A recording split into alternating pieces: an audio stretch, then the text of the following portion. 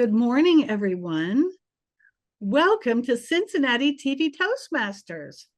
I am pretty excited today to be on the September 21st, 10 a.m., third Saturday of the month, virtual club meeting, Cincinnati TV Toastmasters.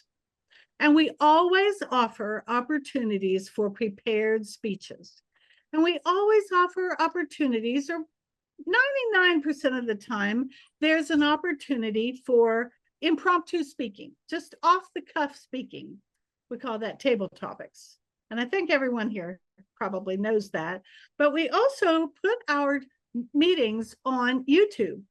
And that is a way to get more viewers and more interest in our club. And today we have something that we don't do every month.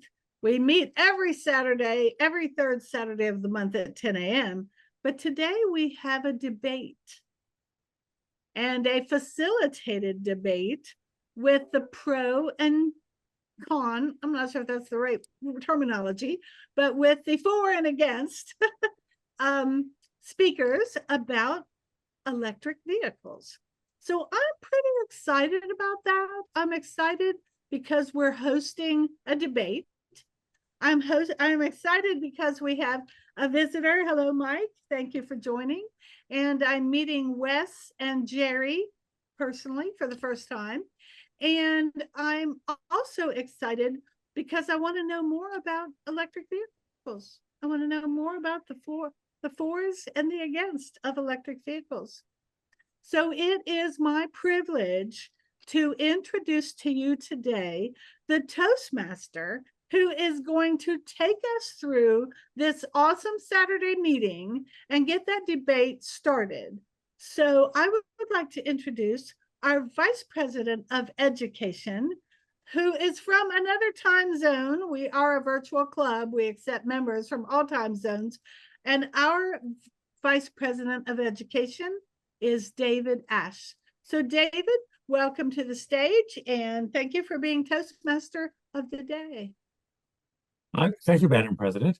And yes, it is definitely my honor to be Toastmaster and to have the honor of facilitating this debate on electric cars, electric vehicles. I actually don't have a lot of experience with electric vehicles. I think I've only ridden in one once. It was an interesting experience. When I get my next vehicle, it might be an electric vehicle. I came close the last time I bought a vehicle, and I'm probably inching up to my next vehicle purchase. So that might be on the card. So I'm interested in learning. It may actually inform me a little bit. Now, one of the roles of the Toastmaster is just to go through and make sure that we understand all of the other roles today. So I'm just going to quickly make sure we have all our ducks in a row, so to speak. Our timer of the day, and I don't want to actually go into the timer role yet, but our timer, Jeff, would it be possible for you to act as timer? And is that feasible? Yes. Very good. So I'll ask you in about 30 seconds. I'm going to ask you to introduce that role. Our first speaker then will be Jerry Lawson, who's going to be speaking in favor of electric vehicles.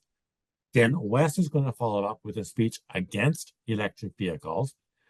At that point, there'll be opportunities for questions, potentially a significant number of questions, and then we'll vote on the best speaker and move on to evaluations. And our general evaluator today is going to be none other than our president, who we've already heard from, and that's Joy Harris.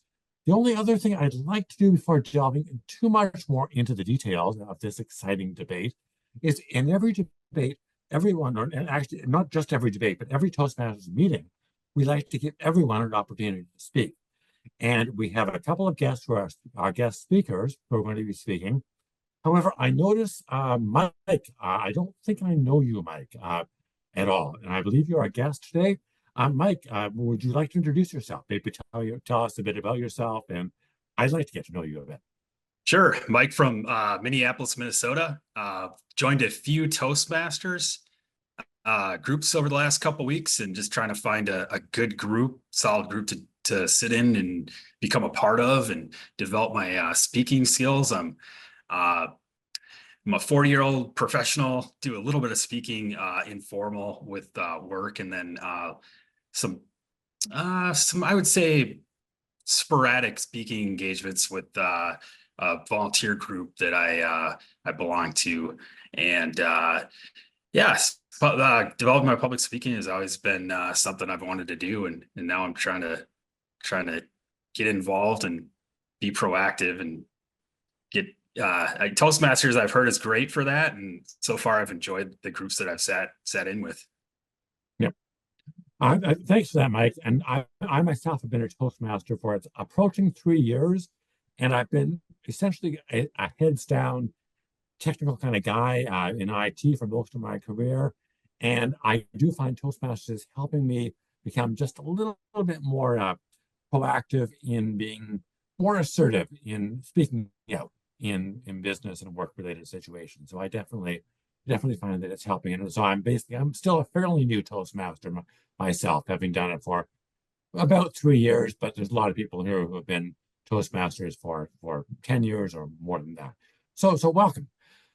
Jeff, I introduced you as our timer a minute ago. Can you tell us just a little bit more about the timer rule and what's involved?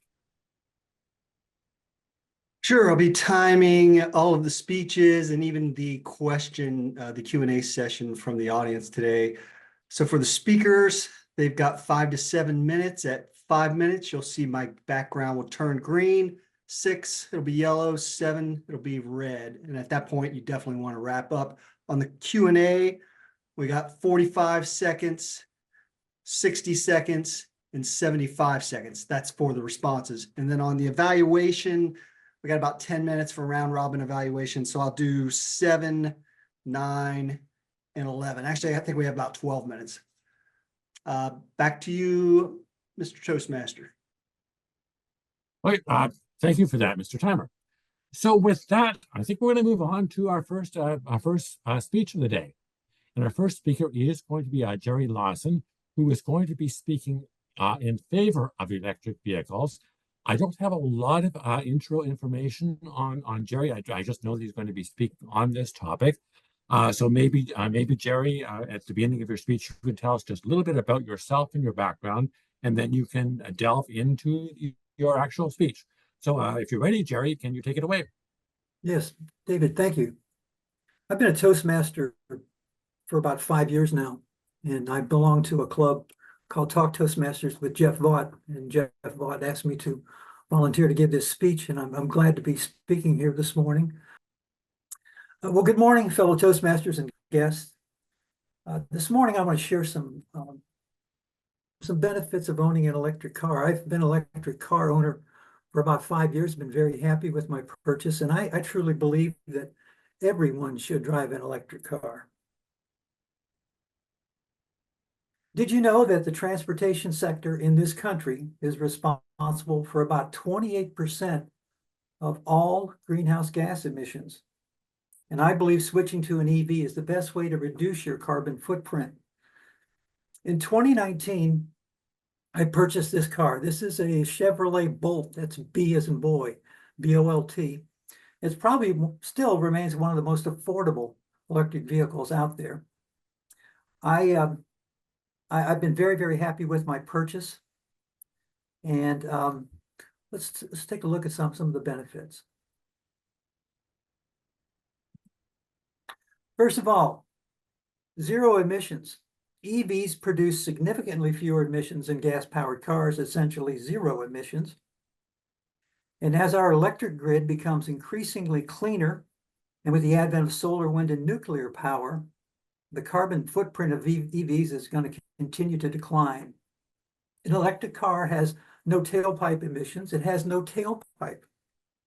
So it can also reduce air pollution. And if you live in a big congested urban area like LA, Chicago, New York, it's going to have a real benefit on air quality. Reduce maintenance costs. EVs have fewer parts, so there's no internal combustion engine, no oil changes required, no transmission to replace.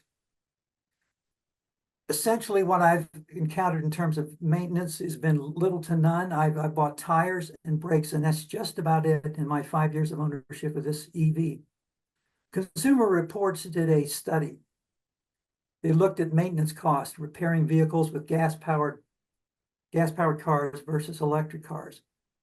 And over a 10-year period, for gas cars, the total repair bill was $21,000. With EVs, it's $13,000. Now that's a net savings of about $8,000, which is very, very significant. No more gasoline needed. You can stop visiting gas stations. With an electric car, you can charge it overnight at home, the same way you plug in your phone. When I purchased this car, I had to call up an electrician and have them run a 220 line out to my garage, and that's where I charge my car every night when it's off-peak hours. And the great thing about that, particularly in the wintertime, if you keep your car plugged in the morning, you can precondition the cabin and you have it plugged in so you're not really degrading your battery. It's a wonderful way to start a morning in the winter with a nice warm car. Most of your 99% of your charging is probably going to be done at home. And the only time you're going to have to seek out a public charger is when you do a road trip. The number of public chargers in this country is about 197,000. And this number is going to grow thanks to the bipartisan infrastructure bill of 2021. They put about $2.5 billion that was allocated for charging and fueling infrastructure. Consumer Reports looked at 10-year purchases of gasoline for internal combustion cars versus electric. Using the electric car costs about $500 a year. If you're driving a gasoline car, it's about $2,000 a year for fuel. That's a net savings there of about $1,500, which is very, very significant. EVs are more affordable. If you purchase a brand new EV, there are tax credits out there of about $7,500. Now, if you purchase a used car, you can get a tax benefit of federal tax credit of $4,000. And some states may offer additional incentives. Now, a wonderful thing that's happening in the market currently is the Chinese are intent on dominating this business. They want to be the world leader of production of electric cars. So they are building up very, very inexpensive electric cars over there. I've read that in China, you can purchase a new electric car for around $18,000 to $19,000. Now, what that has done, that's put competitive pressure on U.S. manufacturers of electric cars. Tesla announced that they're going to come out with what they're calling the Model 2. This Model 2 is going to be about $25,000. Now, the great thing about that $25,000 price point is you're going to have electric cars that can now be price competitors. So it should do some wonderful things in terms of having additional people being able to purchase electric vehicles and drive sales up. Fellow Toastmasters and guests, driving an electric vehicle is a great way to transition away from fossil fuels. For the good of our planet, we simply must dramatically reduce the emissions of greenhouse gases that are contributing to climate change. So the next time you purchase a car, please consider going electric. It'll save you some money, and also it's going to help the planet. Mr. Toastmaster. Thank you, Jerry. That was definitely an inspiring speech. I learned a lot about the benefits of having an electric vehicle. And now we'll move to the other side of this great electric vehicle debate. And for that, I may not have the pronunciation of your surname correct, but we have Wes Houghton. And I don't have a lot of details on Wes either. I do know that Wes is an engineer, an inventor, and a lifelong learner. And I do confess that that intro has kind of intrigued me because an inventor I ordinarily think of as kind of being in favor of newer technologies, and yet Wes is going to be arguing against electric vehicles. So I'm interested in learning why. And so from there, I'll ask Wes to take it away. Good morning, all. I've been looking forward to this, and I hope this time is valuable to your growth and pursuit of knowledge as well. I want to extend my special thanks to my friend Jeff and my worthy adversary James for assembling such an insightful review. Our allocation of time is brief, so I'll cover a few themes in probably much less time than I preferred, but let's start with a quote from Thomas Sowell. That quote is, There are no solutions, only compromises. I encourage you to test it out in your own life and also use that as a guiding light in this presentation.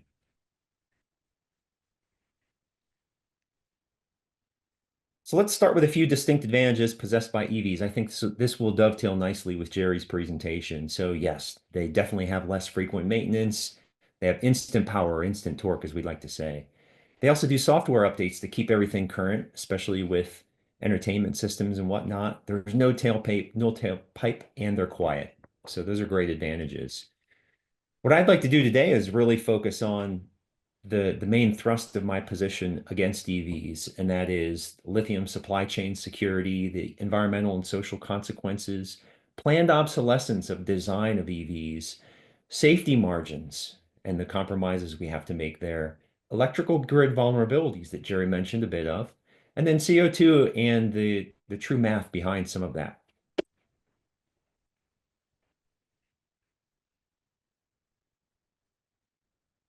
So what is a lithium battery composed of? Well, you'll recognize this periodic table.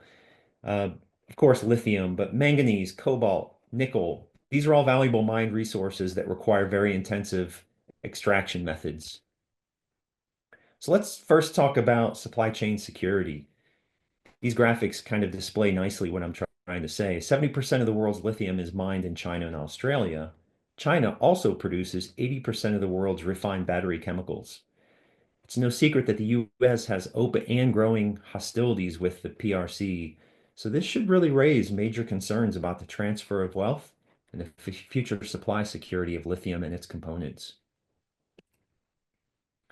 The process itself of extracting lithium and these other elements has been known to pollute water with heavy metals.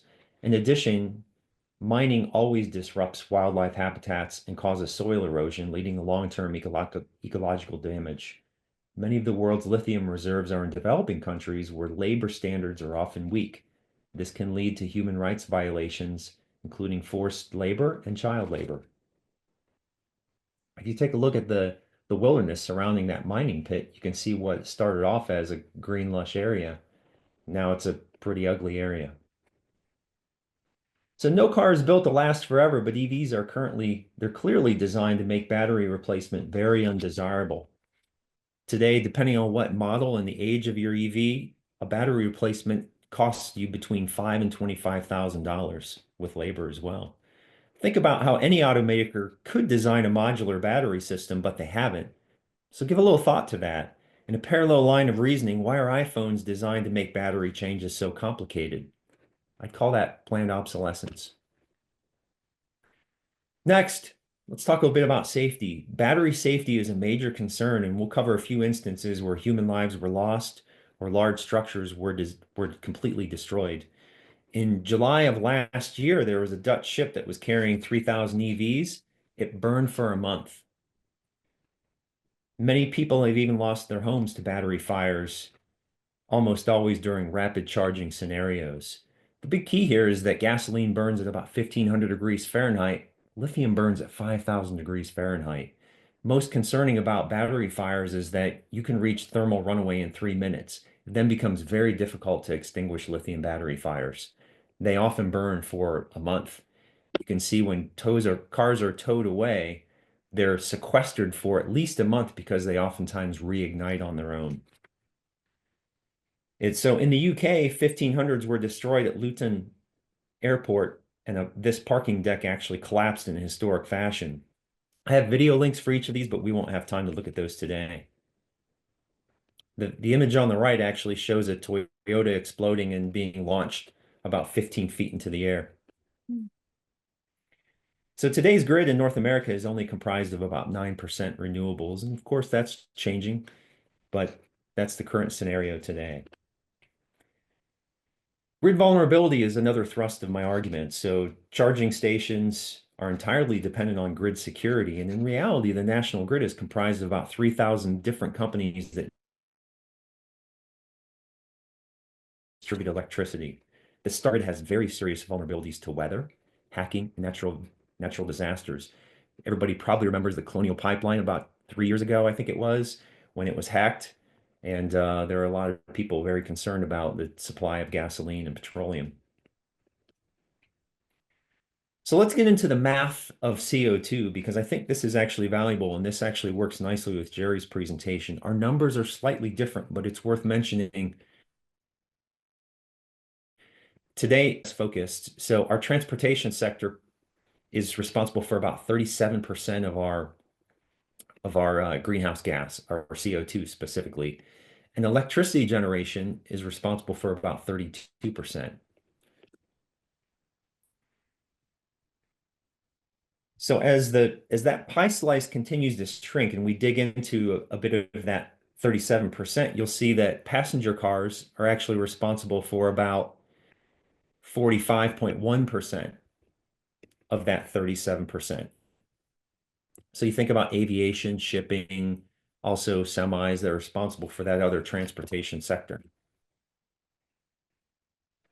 Sorry, I'm trying to advance. There we go.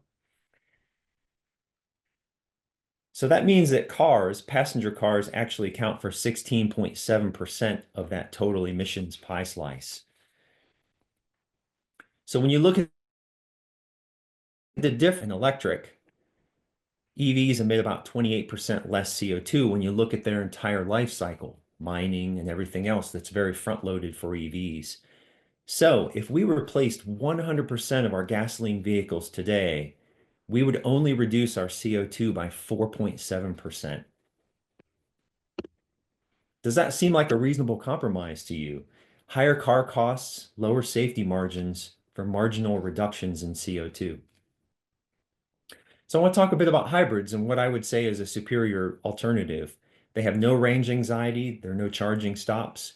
They use 80% less lithium. The average price is about $56,000, which is quite high because some of those are even higher than that, above 100,000. And most importantly, the average EV depreciation is about 50% in its first year. In fact, Hertz spent a mint on EVs. They later decided to sell 22,000 cars at a loss, and the CEO later resigned after massive revenue losses. So my question is, if EVs were the best solution in this environment, we wouldn't have this cautionary tale to actually talk about today. So there are other technologies. Fuel cell vehicles offer great alternatives, but many other technologies are being explored. But in the final analysis, if EVs are so great, why would we even need federal government financial incentives? And my last slide today, it's basically this child's artwork, and it depicts many practical behavioral changes that anyone can make in their own lives. I like some of these on the right-hand side. I plant trees, I ride a bike, I use LED lights. I've even applied window tint to my own home to reduce the amount of solar energy that makes it in and works against air conditioning. But you might decide to avoid air travel or conduct an energy audit that would allow you to see how you compare to your most efficient neighbors, and you can make changes in your own lifestyle. But whether you choose to buy an EV, a hybrid, or a gas-powered vehicle, you and I alike, we have a carbon footprint that is largely dependent upon many other lifestyle choices. In the end, an EV is a compromise, not a solution. But thanks for listening today, and I hope you found some aspect of this presentation insightful. Thank you very much, Wes. So at this point, we're going to move on to questions and answers. And I would ask everyone to send me privately or in the chat in some form questions for both of our debaters on the topics that they've debated on.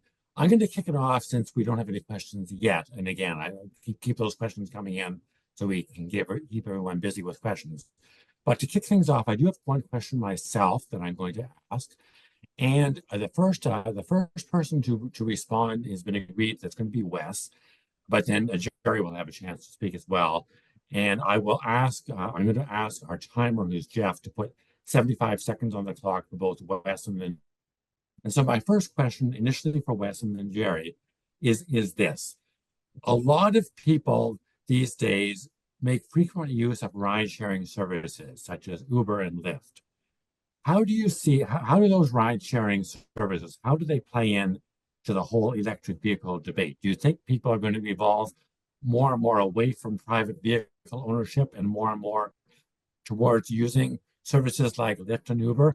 And if so, will Lyft and Uber drivers themselves, do you see them using traditional gas-powered vehicles, using EVs, or hybrid vehicles? Basically, how do Uber and Lyft fit into all of this whole electric vehicle picture? Wes, let you take it away at first. Yeah, great questions. There are really four parts to that question. I'll do my best to answer each of those in this time allocation. So I've actually used some of the Lyft services and Uber services when I travel, and I think I always notice what type of car that the driver has selected for their personal vehicle as well as their business vehicle. And I haven't seen many EVs, although I have seen some Teslas, but I've even seen more hybrids. So if you think about that consumer choice option that somebody has, that they need to make the best decision for them, that gives them reliability and low cost of operation. In my personal experience, I've seen hybrids are actually the choice between EVs and hybrids, at least. But of course, I've seen gas powered vehicles are by far the much larger group of people that are using those vehicles for their business and personal. So I still think, though, that hybrids provide you the best advantages, even for a driver, in their choice. Now, when it comes to consumer like you and I, who might choose to use Uber, I don't know if it really makes a dramatic difference in what you choose, because when you choose your most optimal option, you don't usually look at what type of vehicle they're driving. So I don't know if that's going to become a major component or not in consumer choice as a rider. But I can see why some people would want to know that information when you select your driver and your route, your closest driver from your app. So especially if you want to make more, greener decisions when it comes to rideshare services. Is there another part, David, that you wanted me to answer? I think you had some other portion. I don't think so. And I think in the interest of time, we probably should move on to Jerry's Fair enough. thoughts with that. I'd love to hear more, but time is just so short. So yeah, so thank you for that. And I'll let Jerry at this point give his thoughts as well.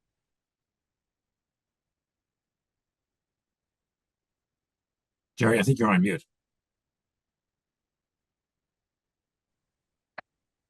At one time in my life, I was a car salesman. And one thing I learned about automobile purchases, there's a lot about feel. It's an emotional purchase.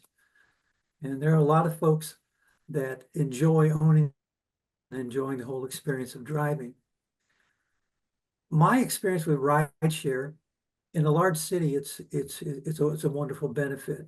But I live out in suburbia, and I had an unfortunate incident of trying to get a rideshare service to come out and pick me up and take me to the airport. And matter of fact, the driver never showed up. So the reliability for me, ride sharing as a choice living where I live, is not tremendous. In terms of what the rideshare driver would use for transportation, would not, I would prefer an electric vehicle, but I know that EVs are still a very, very small part of our total overall vehicles in this country. So I think that EVs, a lot of it's going to be driven on just the experience of driving one. And I think that that's what's going to be the biggest factor when people consider, if you've never driven an electric car, you have to drive one to know what I mean. It's simply a lot more fun to drive. And so I think that's what's going to be sustaining automobile or electric vehicle sales going forward. Okay, thank you, Jerry. And moving along, we're kind of time is getting a little bit away from us here. But the next question, we're not going to be able to get to all of the questions. I do appreciate the questions coming in. We're not going to get to all of them, but I do have one question. And Jerry, I'm going to ask you to take this question first before we go back to Wes. So the next question for you, Jerry, and this one interests me as well, but this came in from someone else. What are the trends in consumers buying electric vehicles? Is it consistently going up or not? It's still a very, very small part of the overall automotive market. I think when you look at total vehicles on the road today, it's about 3%. It's not huge, but I think there's momentum. I detailed in my presentation what's happening in terms of cost. There were two things that were working against electric vehicles. First was charging stations. That's going to be remedied. General Motors, they just notified me that I can pick up an adapter and start using Tesla charging stations. And they have like 17,000 locations across the US. So that's going to be a fantastic aid to me in terms of doing road trips. So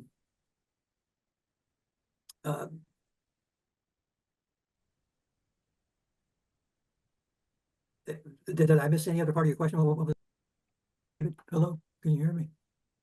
You got sort of a, maybe just go over the last 30 seconds of that quickly, because I think we lost a little bit, or at least I lost a little bit of that response. Okay, tell me the original question again.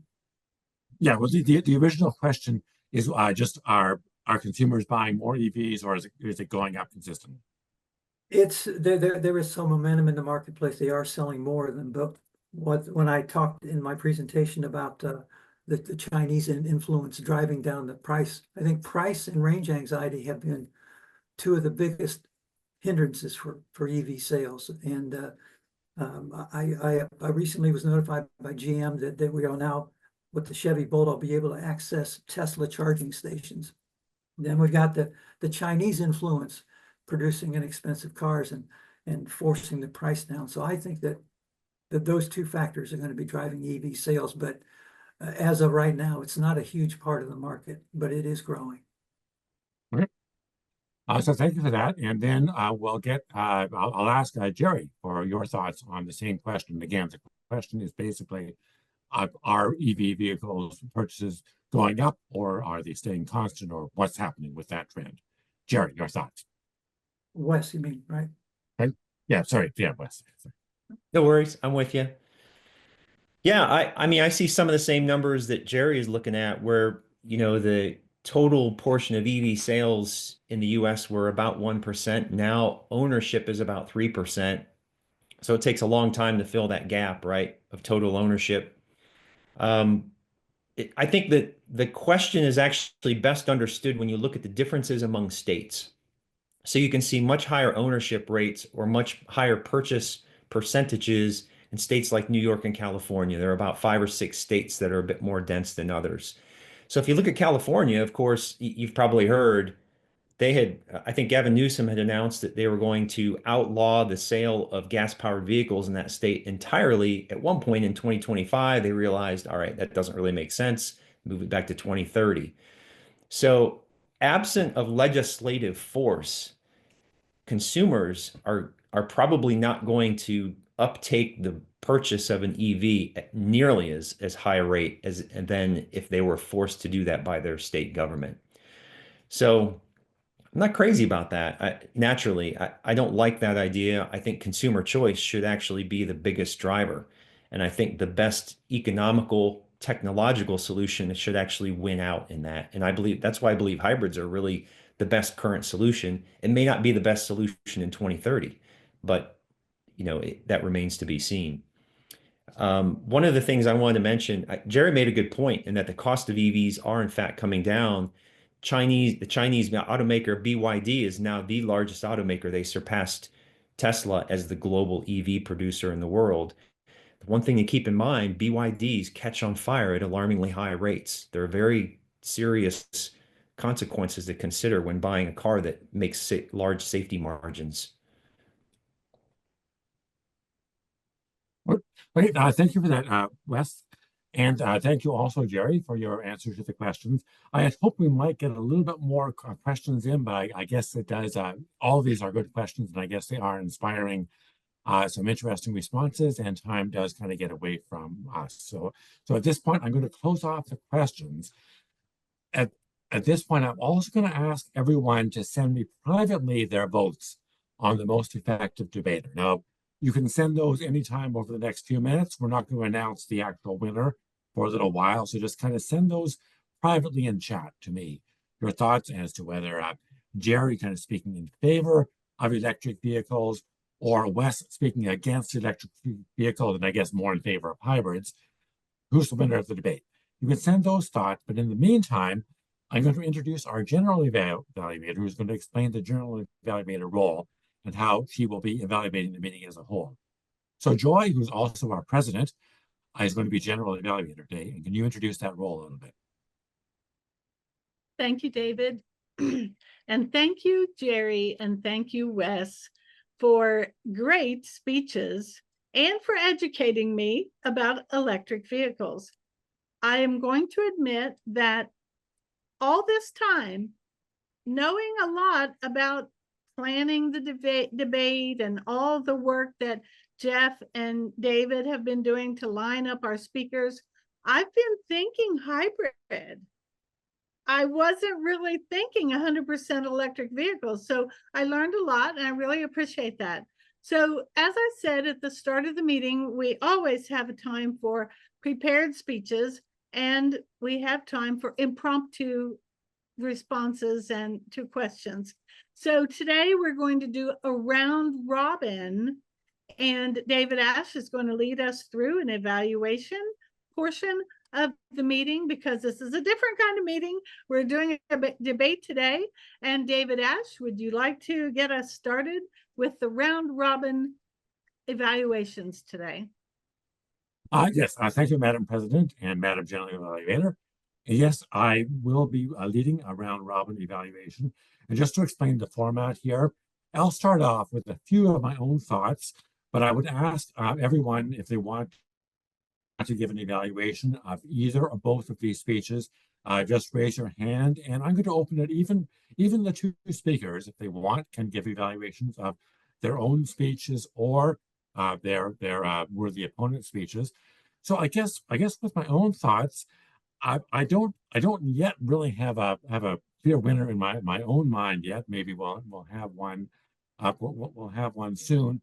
My only real thought was that I've definitely learned some interesting things, if you know, from this from both speeches. I think from Jerry, I got a bit more of a sense of, hey, what are the benefits of electric vehicle, and I learned a lot from from Jerry's speech in that.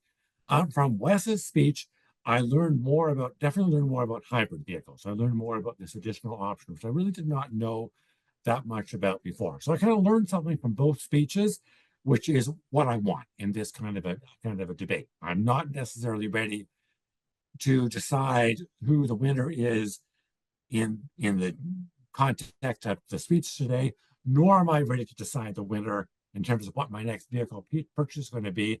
But I do have that thought. The one thing I will mention in terms of the questions, when I particularly mentioned about the Uber and Lyft, I think both answers kind of were a little bit biased in one sense, which I'm going to mention. They're kind of biased from the perspective of someone who's a rider with Uber and Lyft. I don't know if you folks know, but one side of me that you may not know is that I'm a part-time Uber and Lyft driver. It's just a hobby for me. I don't do it all that often, but it is something that I do. So I was actually asking partly from the perspective of being a driver for Uber and Lyft. And I don't know that the answer is really addressed from that point of view. So those are my only thoughts as an evaluator. Let's see here. So do we have any other evaluations? I don't see anyone raising their hands as yet. So I may be about to pick on someone here. Let's see. Betsy, you've been pretty quiet today. Do you have any thoughts on any evaluations you want to give about the speeches? And if not, maybe just introduce yourself and say a little bit about the meeting as a whole. So Betsy, are you around? I haven't heard from you yet today. Yeah, I'm around. I enjoyed both speeches, and the presentations were really well prepared. I thought that was kind of interesting, turning off the camera, and I realized your word, the second speaker, that the words were coming one by one. So that was kind of interesting. And I hadn't seen that before. On the aspects of the material, I thought that was very good. The one question about, do Ubers, are they ride sharing? I don't really think they're ride sharing because the one person is going because they're doing the work, and it's just the one person in the car, unless they take several people with them. I wouldn't really think of it as ride sharing, but that's just a little thought. So back to you, David. Thank you, Betsy. And Veronica, I see both Veronica and Mike have their hands raised. Veronica, I think, raised her hand just slightly before, so I'll Sure. call on Veronica first and then Mike. Thank you. I'll be brief. I will say that both of you did an excellent job. I love the presentations. I thought very thorough, deep analysis, and yeah, it's great to have options in the United States, right? That said, I'd be interested in hearing more about the danger of electric vehicles in the United States in terms of the batteries that are manufactured, not the batteries, but the cars that are here versus, those that are blowing up in China. And not that I don't care about Chinese people, but it's not me. So that said, and then the second point is that our president, Joy Harris, when she gives a presentation, she actually has her little face, not her little face, but her face in the bottom right-hand corner. And so it's nice to be able to see the expressions of the speaker at the same time as the presenter. Now, it may be just the way that I had set up my screen, so apologies for that. It might have been technical difficulties on my part, but it is a thought that when you do give a presentation, if you capture that option, maybe if you private message Joy, or Joy can post how to do that. That's it for me. Thank you, David. Thank you, Veronica. And I will call on Mike next for any of your thoughts on either or both speeches. Yeah, I really enjoyed both speeches. They were real clear, concise. The topic was very interesting. All the facts that you guys provided were great. I found it fascinating because I've always seen electric versus gas and not really the comparison of gas versus hybrid. And that really illuminated to me that really that's more of the battle right now currently in technologies. And it's almost like I see it as like Tesla is like this iPhone, this real shiny object that a lot of people have, for marketing, it's great. But then hybrid, it's kind of like the Android where a lot of people have it. It's real usable and it's just more ubiquitous. And for me, both speeches were great. I really enjoyed the PowerPoint. I would say to Jerry, just read a little bit less from the PowerPoint, and maybe just use the PowerPoint for like pictures and some diagrams and stuff and kind of speak off the cuff more. Otherwise, everything you presented was really interesting and well thought out. And I thought the speech was great. Let's see. Diane, I think is that how you pronounce your name? I hope. My name's Wes, but I'm Wes. using my wife's Mac because I had issues with my laptop getting into Zoom this morning. So Gotcha. Okay. Wes, that was a great speech. Really well put together PowerPoint. And I like the subtitles really well. The only thing I think it kind of lacked for me is maybe if you could have put like a little box on the side with you speaking so we could kind of see some mannerisms and facial expressions, stuff like that. That would be kind of a nicety to see. But otherwise, really great, compelling arguments, and well done. thanks. Hey, thank you. And as I mentioned earlier, we do like to give everyone a chance to speak at some point in a meeting. And so I'm going to ask if, Joe, I haven't heard from you yet today. I'm going to ask if you have any thoughts on if you'd like to give an evaluation, and if not an evaluation, just introduce yourself and tell us what you thought about the whole debate. Thank you very much, David. I like to consider myself as at least average, if not more, aware of all the ramifications of the whole system of electric and gasoline and diesel and the environment, and it's also overwhelming. And I think this even demonstrated more that, and I think both presenters gave excellent presentations on just a little bit of the details that go into trying to compare and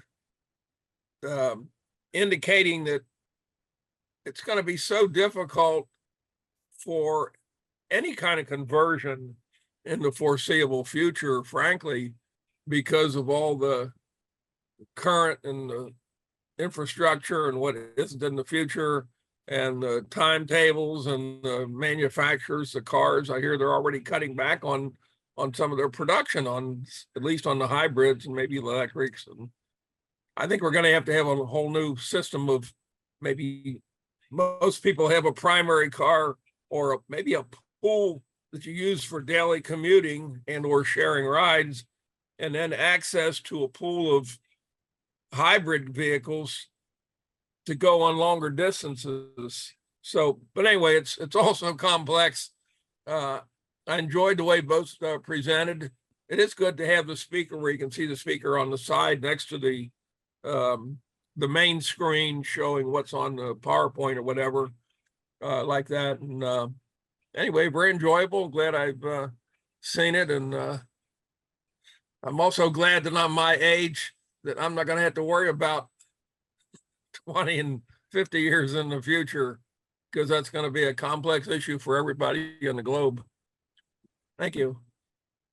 Thank you, Joe. And yes, that is how it's going to evolve in the future is also a big question that I'm wondering, what's the right vehicle now versus, well, if the vehicle is going to need to last me till 2030 or 2035, will that have changed a lot by then? Probably it will have. So we're running a little bit of short time for evaluations, and I do want to at some point give Dave a chance to talk as well. But for now, I'm going to ask Jeff to give the timer report.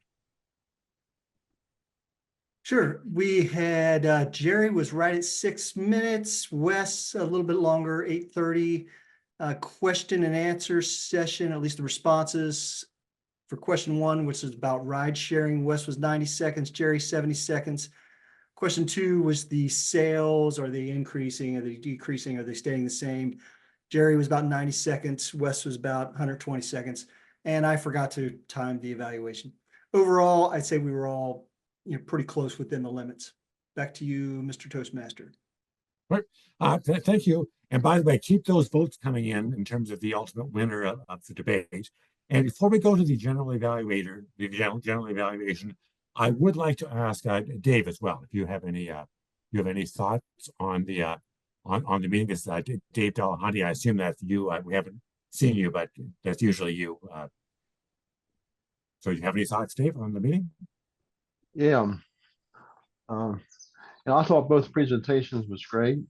I can see the difference between the two, the pros and the cons, but I also look at, going down in the future, and I can see where that the EVs will probably win out over the gas powered cars, because that's the way technology is going.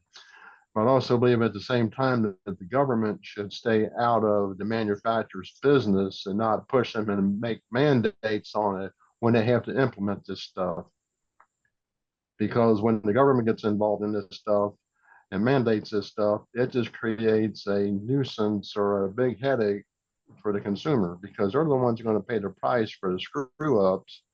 The government causes the manufacturers to do, because they're in such a hurry to make that date, that deadline. But overall, I think both of them done a great job. And back to you, Toastmaster. Thank you, Dave. And Mike, I noticed your hand up. I'll definitely get to you in just a minute here. But for now, I do want to introduce the general evaluator, who is going to give us an evaluation of the meeting as a whole.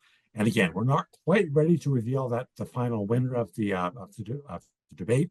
So do keep those votes coming in. I've heard from a number of folks, but I think there's still a few more votes to come. So with that, I'll ask Joy to give the general evaluation. Great. Thank you, David. As I've already admitted about the content, that I was educated about 100% electric vehicles when my thought process went to hybrid vehicles. The whole time my process went to hybrid vehicles. I do want to mention that when Toastmasters give an evaluation, we are trained to give what we liked about the content of the speech and what we liked about the presentation of the speech. And many times the presentation is as important as the content. So we've also been trained to give what we liked and how it could have been better. And so if you were given suggestions on how it could be better, that is part of how we give evaluations. So we did bring up the idea of using slides. So my first comment was going to be, I like presentations that use slides. And I have only recently given a speech where I didn't have slides, and that was an experiment, but I do normally give speeches with slides. And I have started putting less and less and less words on the slide, because really it's a reminder of what you wanted to say. But even when you're not really reading the slide, your eyes go to the words and the bullet points, and it kind of looks like you're reading the slides. So one of the recent presentations that I did, the bullet points were very brief so that I could talk to the points. And that would be a Toastmaster plus. And I know that, I have improved over time. I do use the little window in the bottom, and everyone commented that that is good. And we did hear that one of our presenters wanted to turn their camera off for saving the bandwidth. And they had some technical difficulties this morning. They made a good decision for that. Now, I have two screens, and I've had two screens for so long that my monitor, over there gives the slide presentation, and I can still see the facial expressions. I can see the green light, the red light, or the background changing. And I find that, very helpful. But I also like when you use the little presentation window down in the corner of your slides. You just have to be aware when you're preparing your slides to not put any words over in the corner. And I have struggled with that when I have had things at the bottom. I had to go back in and rearrange. So just to be aware that we do often give advice on how it could have been better. And I don't know how. I mean, they both were so good, and I learned so much. I went to a hotel to pick up a guest, and it was on Chester Road in Cincinnati, where there are a lot of large hotels. Now, it's not downtown Cincinnati. You want to pick the person up, and then when I dropped them off, as I drove out of the parking lot, I'm like, what is that? They have a gas station right here on the parking lot of a hotel. And I can't remember now, but it was like 10 charging stations. I'm like, really? Charging people come? But it's a hotel near the convention center.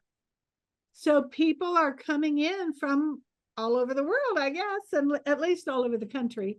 I meant to say all over the country.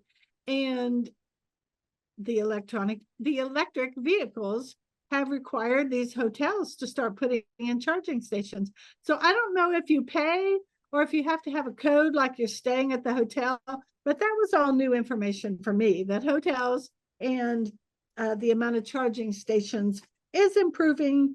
One final point, I have heard people say, we don't want the government to regulate that you have to have an electric vehicle. And I thought, the government is not regulating that. I didn't know about Gavin Newsom and California, that they have a deadline or a goal. And I agree with Dave Delahunty about that. Let's be careful about mandating the consumers to do certain things. However, like I said, I learned a lot about the pros of electric vehicles as well as the against. And I really appreciated today's debate. So I'm going to go back to the Toastmaster so that he can wrap up the parts that he was going to talk about and tell us the winner. Yes, I thank you, Madam, my general evaluator. That really is all that remains for me to do is basically to announce the winner. I think we've had a really good meeting. I've definitely learned a lot myself, and I believe the overall winner is it's very close, and one always hates to announce a winner when everyone's worked hard to give a presentation. But I do think the overall winner today, based on the votes that I've been receiving and my own votes, is going to be Wes. So congratulations to Wes, and congratulations to both of you for speaking at the meeting. And for me, I think the biggest thing for me is I learned a little bit more about hybrid vehicles from Wes today. So I'm really glad to have learned that. But I learned a lot from Jerry as well. So I second the thought that it was a great learning experience for everyone. And just the edge goes slightly to Wes. So that's all that I really have. A great meeting, and I do want to do a debate again in the future. Maybe the next debate can to high vehicles, because that did seem to be the direction almost everyone kind of gravitated to. That's everything for me. So I will now turn it back to Joy, this time in her capacity, not as general evaluator, but as club president, to close out our meeting. Joy. All right. Thank you, David. Thank you so much. Well, I'm glad to see so many officers here today, Dave Delahanty and Betsy and Joe. I just really appreciate our small but mighty group. And we have fans on Facebook. We have fans on YouTube. And I would like to thank Jeff for helping set this up. I would like to thank David Ash for all the background work that it takes to put together all of these meetings. So even though I had some technical difficulties this morning, we managed to start on time. And it looks like we only have 2 minutes, so we're going to end on time. And I appreciated the timer, just being able to jump in and be the timer. I guess all of us have done that before, but Jeff, you do so much for the club, and we really appreciate it.